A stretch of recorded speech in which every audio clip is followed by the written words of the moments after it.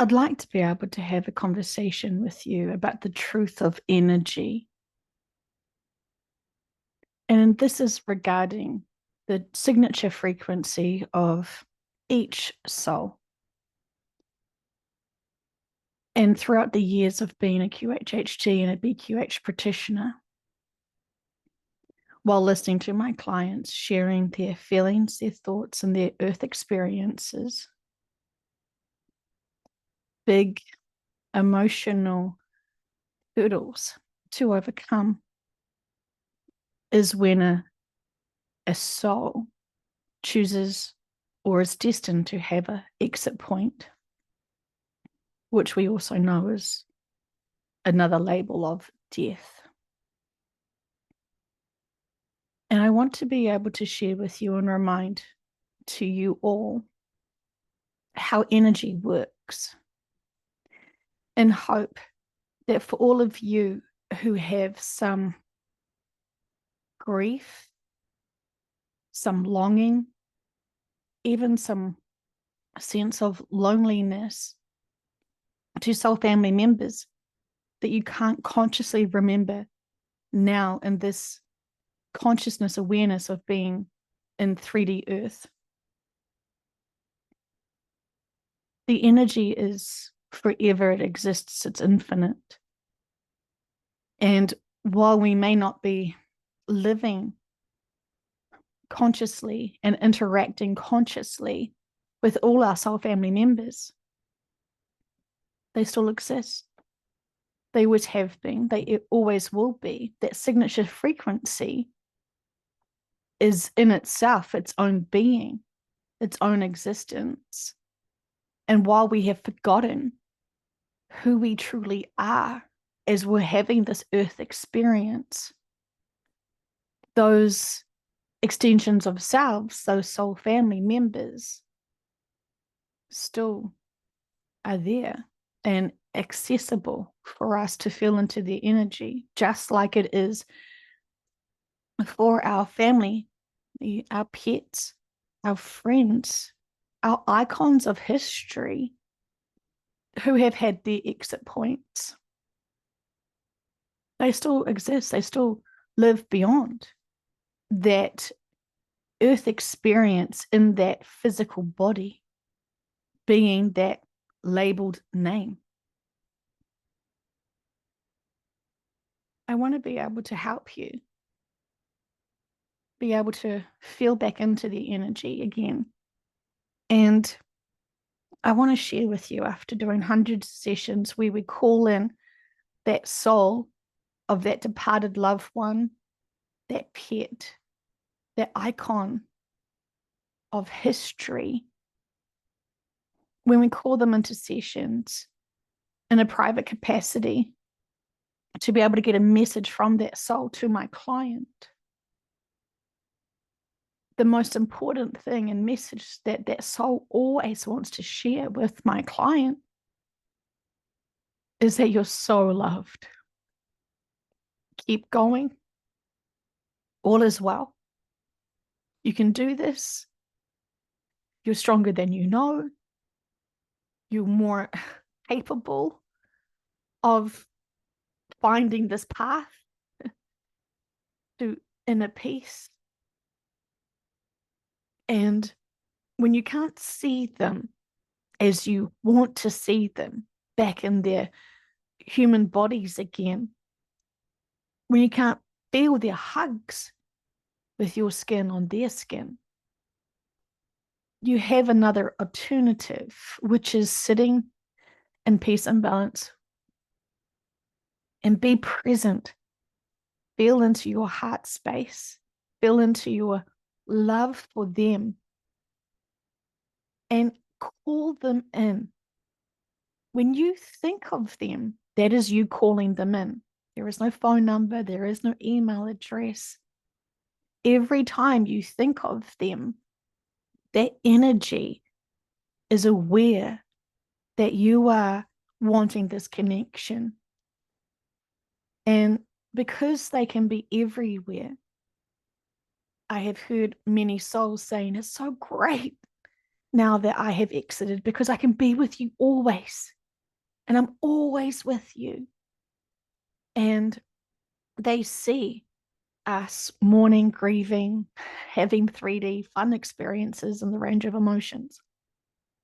And they want us to know that when we keep our vibrations high, we're more open to feeling the energy.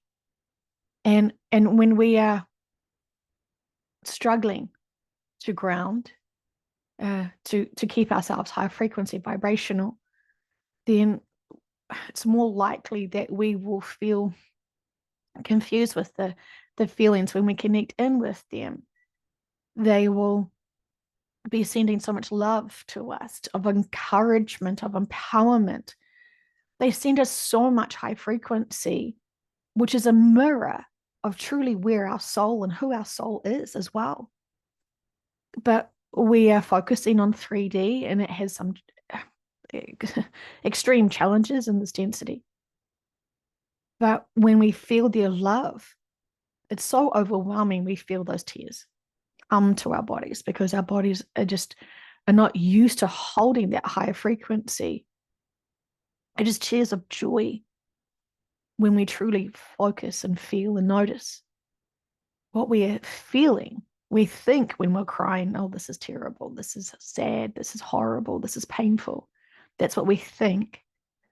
But when you take a moment to feel that deep love and gratitude for them as they are giving it back to us, this is about feeling and noticing the feelings, and see if that thoughts, that ego is trying to mansplain it to us.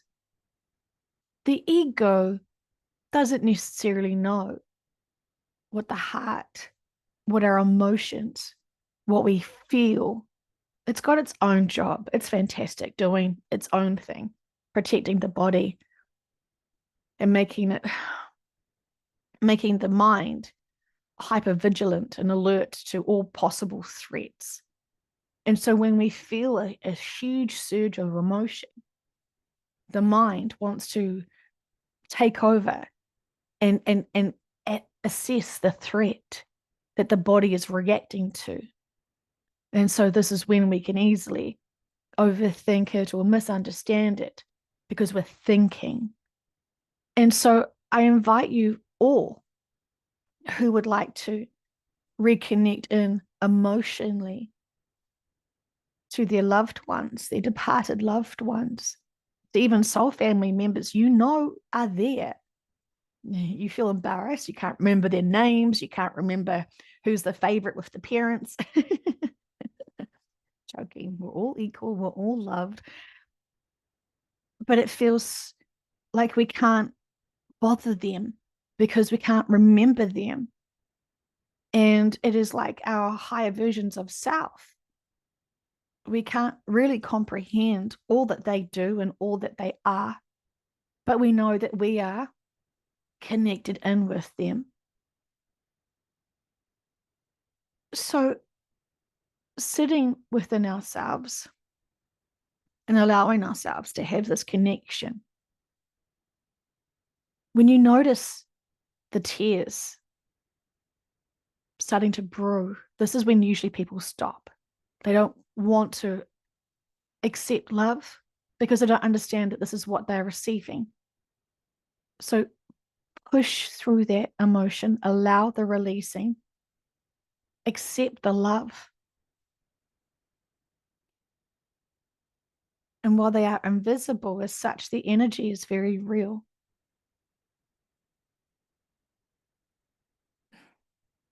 For those who you did know, who have departed, they will always say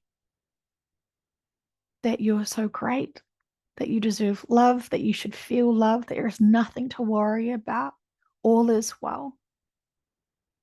And they want to keep reassuring you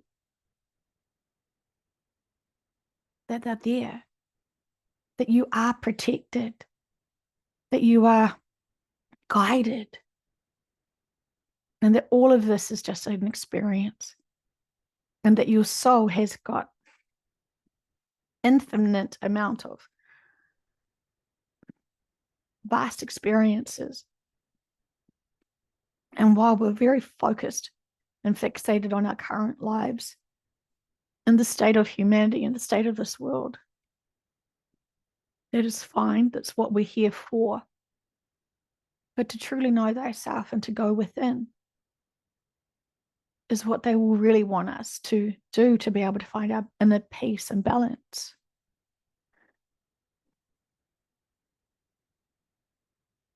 Again, we have to have trust and faith that they are there. And so this is them wanting to develop a relationship again, soul to soul. You're consciously using your free will to feel their energy, to remind yourself who you are and why you are here. And these soul family members are wanting you to empower yourself, strengthen yourself, and have this faith and trust that you're not abandoned here. You're being of service here to do the best you can, to be as high frequency as you can, to bring the light of love and to share that energetically at a physical frequency here on earth. Because we are here and this is our role, this is our placement. And we have a great opportunity to take some time to remind ourselves we're truly never alone. And I understand it's hard to have invisible friends, but the energy is not invisible. When you close your 3D eyes and allow yourself to feel from the heart, suddenly you're going to be very aware of the energy that is all around you. The body will start being a radio and picking up certain frequencies that you may not notice. When you use the eyes, it's such a dominant sense that everything else kind of fades away. And so if you can go into a quiet space, a quiet place, even put headphones on with nothing to listen to, so then you're just able to close your eyes and feel within you. This is why people start focusing on the breath, because then they're trying to distract themselves from their busy duties and their washing and their chores that they need to do and their worries and concerns. And so when you notice just on the breath, you're giving your ego, you're giving your mind something to do, and it's safe and it's rhythmic. And so it loves to have chores because it's such a busy worker for you. So allow yourself to notice the breath and tell your mind you're just watching the breath. Come on, ego, you know you're good at protecting my body to make sure my body is still alive. Breathing is important. Come on, ego, focus on the breath. You're doing a good job, ego. You're doing a good job thinking about that breath and noticing the breathing. And so when you, with love, distract the ego, distract your thinking with just noticing the breath, and notice the relaxation in the body. And while you're just getting comfortable in this state of just being aware of the body with your eyes closed, then think about the departed.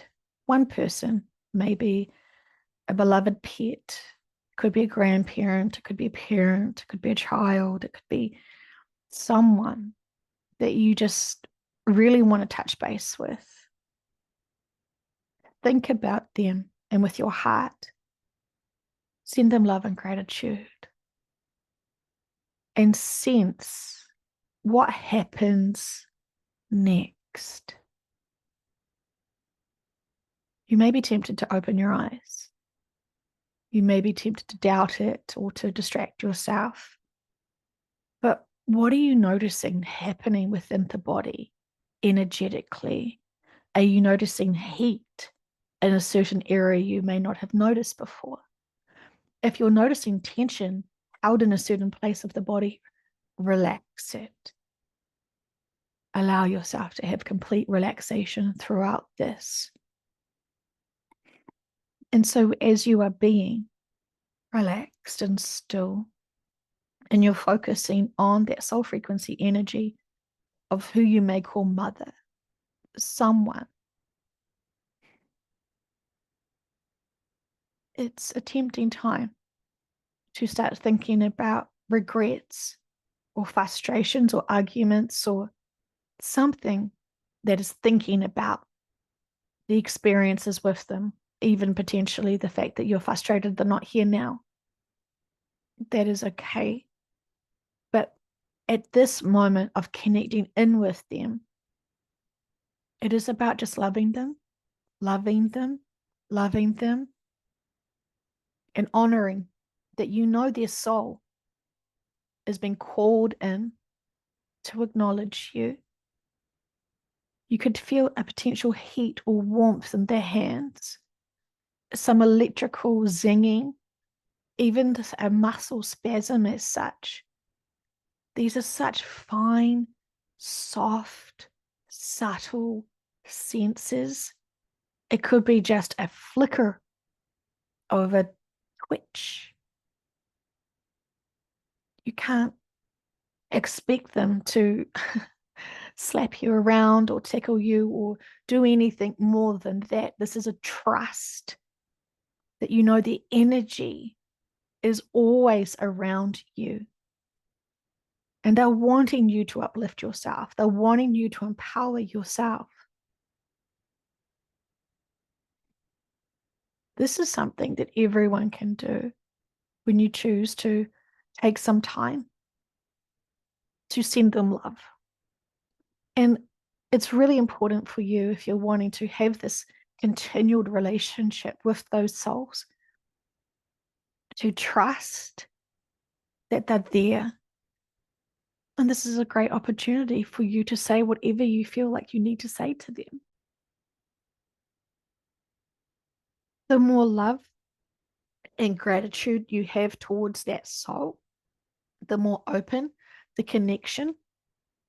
But if you are frustrated for anything or have resentment or anger or whatever, you're allowed to honor that.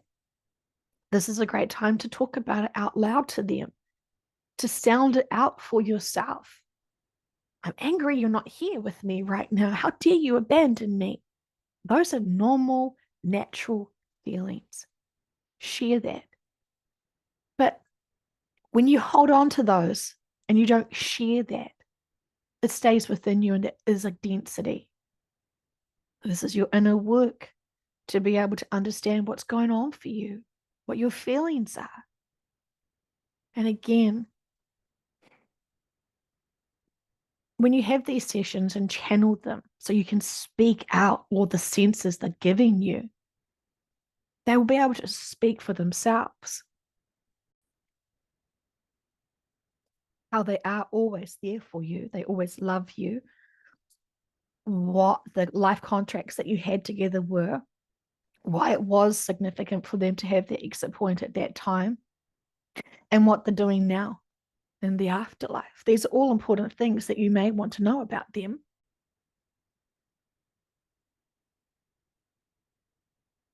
There is so much to be said about connecting in with souls. And I know some of the souls have come into sessions to say, you're not living because I have died. And this is a struggle for them because often these situations are to trigger that person who is still living to find spirituality and the meaning of life and what happens after life, after death, and all that curious, fantastic knowledge and wisdom that should be public.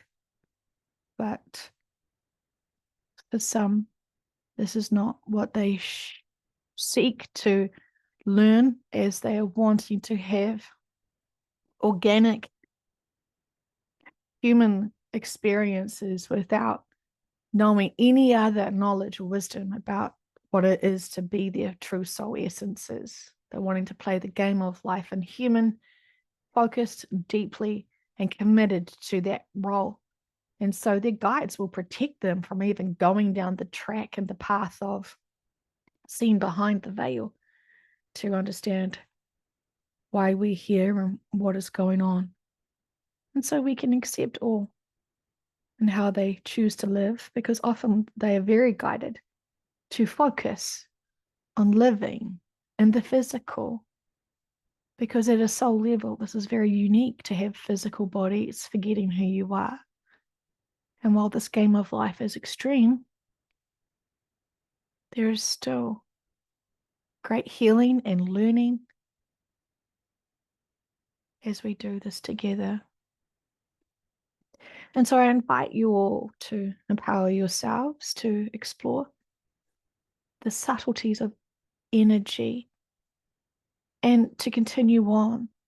And if you don't feel like this applies because you don't have anyone who's died that you want to connect in with, you could do the same thing for your subconscious, your higher version of self. You could feel into their guidance. You could feel into the energy frequency. This is a great time to go within, still the mind, and open the heart. I know this is a great use of our time for direct self-empowerment, to be reassured once again, all is well. And you can hear those words, and that is fine. But when you apply it because you embody it, then that is when the true growth can occur. Because it's not until we embody the feeling of love, the feeling of unity, that is when we truly transmute that energy out.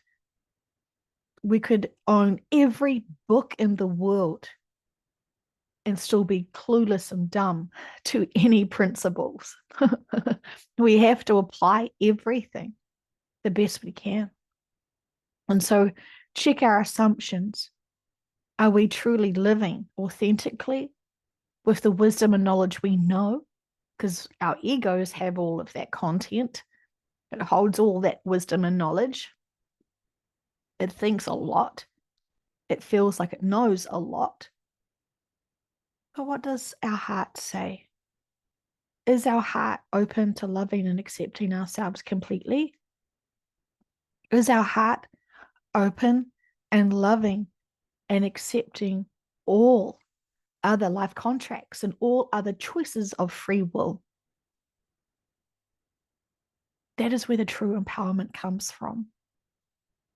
Acceptance. And I know many people want to then add into this argument they think I'm having with them. What about the crimes against humanity? What about all of the manipulators and the control systems? And I say, what about them? That shouldn't steal your inner peace. That should not steal your love of self. You should have complete trust and faith at this point that this is all part of the grand awakening to help people organically start questioning the systems that we're in. And when people don't start thinking for themselves in a balance of emotions and moral compasses, they can't stand up for themselves. They can't stand up for others. They've got insecurities.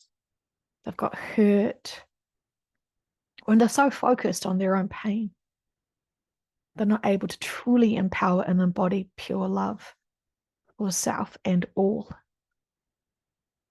And so you can't really tackle those problems and those corrupt systems when you're angry about them. You have to feel and empowered within yourself first, to then know and awaken to the trust and faith that all is well and that everything that is happening has got significance and is extremely important to those life contracts.